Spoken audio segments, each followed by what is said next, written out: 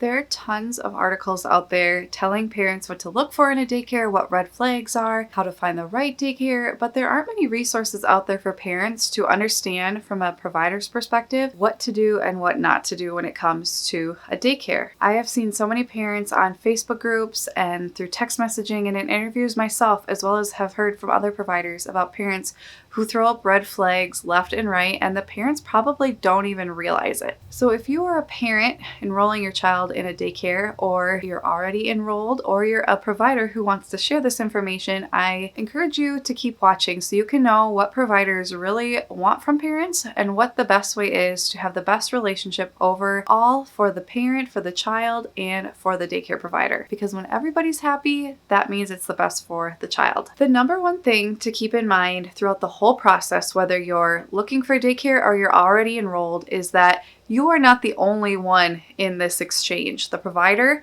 has needs and you have needs. You are not able to dictate everything the provider does, and the provider is not able to dictate everything you do. Just remember, it's a relationship and it goes both ways. So just like you can end care at any time, the provider also can end care at any time. Just like you want a good daycare, the provider also wants a good family. And so you're both looking for something in this exchange. It's not just one-sided, like you have the upper hand, you can do whatever you want, because it just doesn't work that way. It's a two-way street, and just make sure you're really mindful of that. So when it comes to reaching out to a provider, make sure you are courteous, respectful, and you give information. Don't just text a provider out of the blue because you found their phone number and say, do you have any infant openings?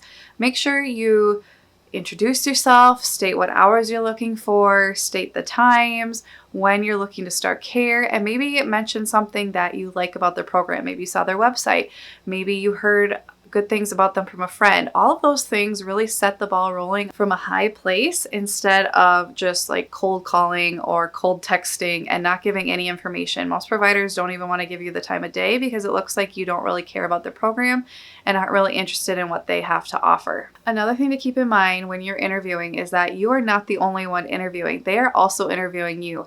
You could come to a daycare and absolutely love it, but if they don't think you're going to be a good fit, they can choose not to enroll you for a whole number of reasons. Maybe your hours aren't the best. Maybe, another family just had better ages that fit with your group better. You never really know what a provider is looking for, but just make sure you are polite and courteous and that you're not just drilling them with questions. Make sure you remember that they are also interviewing you, and if they don't think you're a good fit, they're not going to enroll you. I think oftentimes people forget that and they think I can just choose whatever daycare I want, but it doesn't work that way. We have a responsibility to our current families to choose, polite children and families who have similar belief systems and things like that, and we're really looking at the group as a whole, how the parents interact with the kids and so on and so forth. So it's not just like one thing that sticks out that will either make or break you, but just really make sure you put your best foot forward, just like you would in a job interview. The provider is doing that for you and you should do the same for them. So with that being said, during the interview, you want to arrive on time. Most providers will see it as a huge red flag if you are late, especially if you don't communicate why and just show up late and expect to have that interview, because providers put tons of time and work into getting the interview, changing plans with family, making sure their spouse is home to watch their kids, getting the house clean when they had kids there all day, getting the paperwork in order, crunching numbers for ratios and things like that. It's so much work that parents just don't realize. So you want to be respectful, because most providers will not reschedule the interview if you don't show up and you don't have a good reason why, or you're really late. And also just be really respectful with your questions. And another big thing is to make sure you discipline your child. That doesn't mean like spank them, but just try to keep your child in line. The provider is going to be really watching to see, do you reprimand your child if they do something wrong? Do you expect them to listen to you the first time? Do you allow them wiggle room? We don't expect perfect parents by any means, but we just want to kind of see what your interaction is with your child, because if we see a parent who's just letting their child destroy our house, we're not going to feel good about having them in our care, because when we're trying to mold them into good human beings, we won't feel supported on the other end. Now, Obviously, it's just one interview, and so we have to really make a lot of judgments, just as a parent does. If they think the house is clean enough, if they think you do enough activities and things like that, we're both making judgments on each end. So just make sure you're really putting your best foot forward. One thing I have seen parents forget from time to time on Facebook or hearing from other providers is parents sometimes forget that they are enrolling into a program. They are not hiring a nanny. They are not hiring a babysitter. Sometimes parents think because it's their child, they can dictate when they nap, how much they eat, what they play with, what they wear, and all that kind of stuff. And parents can dictate some of that to some extent. But just remember, you are enrolling in a program. Just like you would enroll in a gym membership or you would enroll in a school, you are enrolling in a program. You wouldn't go to the gym membership and say, I need this change, this change, this change, this change, or go to a school and say, nope, actually my kid needs to eat at this time and they're going to have recess at this time and this, and the other thing. No, when you enroll somewhere, you agree to follow the rules of that establishment. Now, you may have some preferences and the provider can be lenient in some areas, but overall, it's a program. We have a whole bunch of kids and families we're working with, and if we have to cater to all these different needs, we're going to burn out and the kids are going to be on such different schedules. It's just not going to work. So make sure you really get to know the program when you're interviewing, and make sure you're enrolling only if you agree with that program. If you have a ton of things you don't like about it, but you like the provider, don't enroll, because you're going to have a really hard time because their philosophy doesn't match yours. Now, most providers are very willing to work with you on a lot, and we like to be part of the family and really work together to best fit the child's needs, but certain things just can't budge. And so you'll know that when you interview, if you ask the right questions and if you read their contract and their policy handbook. Just really get to know the program and don't enroll unless you really agree with pretty much everything in there and you agree to follow it. I think this goes without saying, but make sure you respect the opening and closing times. Don't show up early banging on the door and expect to come in. We are not ready for you, and even if we were, it's not time. We have hours for a reason. And same with closing time. So many of us have things we do after work, and even if we don't, it doesn't really matter. When we're done, we're done. A lot of parents work a job where they're done at a certain time, and it's not fair for their boss to make them work overtime, just as it's not fair for us to have to work overtime with no communication and no agreement in place. A lot of us work really long days. We have our own families. We promise them, we'd go somewhere after work or we'd have supper on the table at a certain time. And it's just really important that you're respectful of that. Just because we're home doesn't mean we're just sitting around waiting for kids to come fill our home. No, we work really hard and we have things to do after work, just like anybody else. Something that's hard to explain to parents without sounding rude or harsh is that we have to put our families first, just as you do. So just as our kids get sick, sometimes we have to close, and it's not convenient for anybody, but it's what we have to do to not get other kids sick. Sometimes we get a late notice about a kindergarten appointment for our child who's going to be starting kindergarten, and we didn't get a lot of notice, and we might have to close or close early or find a sub or something. It may be inconvenient, it may be frustrating, but just know that we have to put our family first, just like all of you. It doesn't mean your family's not important. It doesn't mean your kids aren't important. It doesn't mean we don't value our daycare families, but sometimes we just have to make those hard decisions as parents and adults that best fit our family's needs first, because in the whole scheme of things, that's what's most important in life, and sometimes we have to make those hard decisions. So try to just give your provider grace. If something like that comes up, you can definitely voice your concerns, but just know that in most cases, we are doing the absolute best we can, and sometimes it's just unavoidable. I have done a whole video on preparing your baby for daycare, but I think it's worth mentioning in this video, and I will link that video below if you're interested. But just remember that children need to be able, even babies, to lay themselves down, to some extent. We're teaching them, but that should be the goal for parents and providers. Put themselves to sleep, soothe themselves to some extent. They shouldn't need to be held all day. They should be able to take bottles or feed themselves if they're older, and they should be able to get along without their parent. It's going to take some time if it's a brand new baby, but we expect as providers that parents are working with their kids on this stuff, because it does nobody any good if a kid comes totally unable to soothe themselves, totally unable to take a bottle, totally unable to sleep on their own.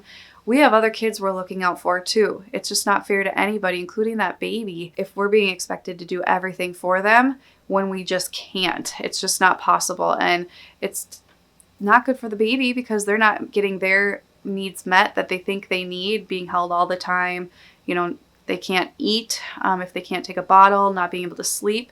It's really important that parents work with these things before bringing their kids to daycare. I think it goes without saying, although I know it doesn't because I've heard a lot of this happening in the provider community, but make sure you keep your kids home if they're sick. Now, get to know your provider's policy. If it's just a cold or something, likely it's no big deal. But if they threw up, don't bring them to daycare. If they have a fever, even if you think it's teething, you need to let your provider know. It can be so disrespectful to not include your provider with that information if your child is sick. Let your provider make the choice of whether it's okay or not. But you're going to win so many brownie points in the eyes of the provider if you are honest with them and open with them.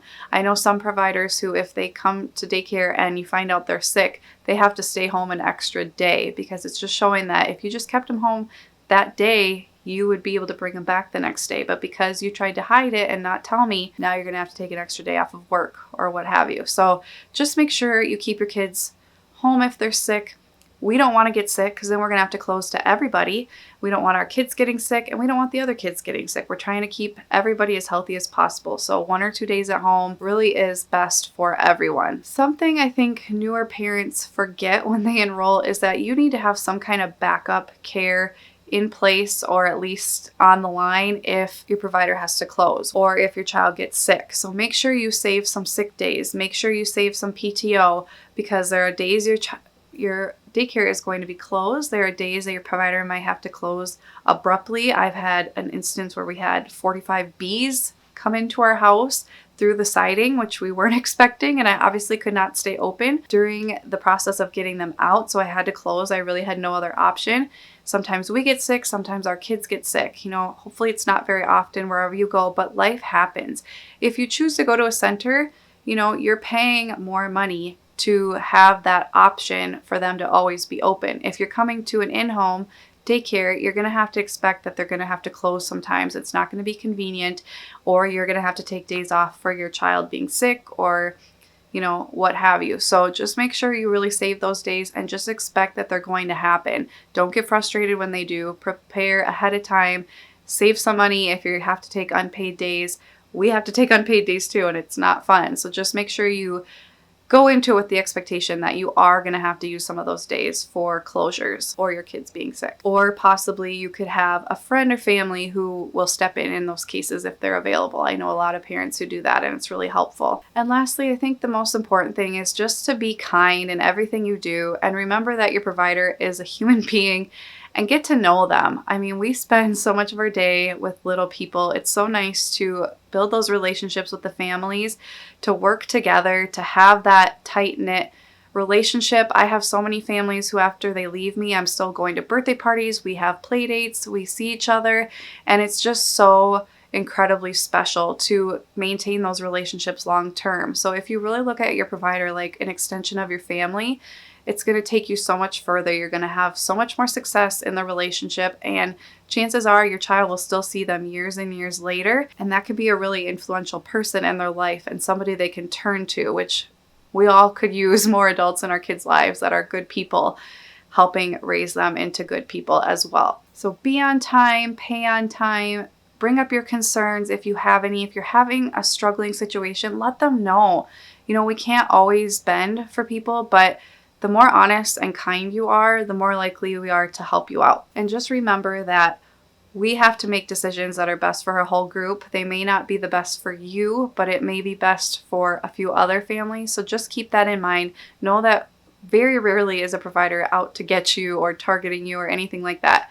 We have to make those hard decisions, and it's a very hard job at the end of the day. We're not sitting around eating bonbons. We are really working to teach children, to help them learn how to be good people, and working super hard feeding, diapering, potty training, all those things every single day. So just give your provider a hug today if you have a provider, and just know that it's a really great profession, but it is really hard, and so it's worth it to work together.